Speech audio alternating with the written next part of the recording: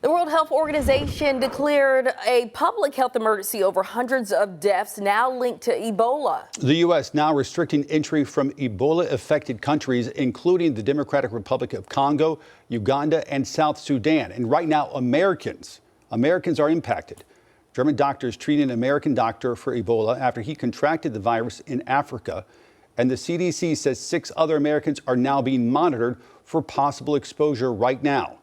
There are more than 300 suspected cases from an outbreak in the Democratic Republic of Congo and Uganda, and at least 80 suspected deaths so far.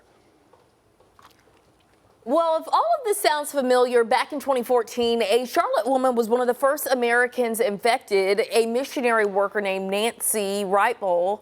And Ben, you covered the story as it unfolded. That's right. You know what? It was surreal when it happened. We spent several days camped outside Atlanta's Emory Hospital, where Nancy was being treated at the time. She returned to U.S. This was in July 2014. This is me reporting outside of Emory. I remember traffic in Atlanta shut down in the middle of the day in a motorcade to get her from the airport to the hospital. We were on the air around the clock. Now, she originally contacted Ebola in Liberia. She was one of 2 Americans first infected at the time.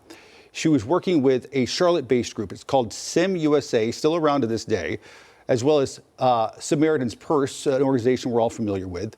Her job at the time was to decontaminate doctors as they left an isolation unit. That's how they think she contracted it. She says she owes her life to God to this day.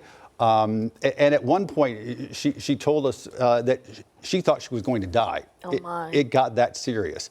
And at the time, 2014, keep in mind, 6 years before COVID, doctors weren't sure what was going to happen.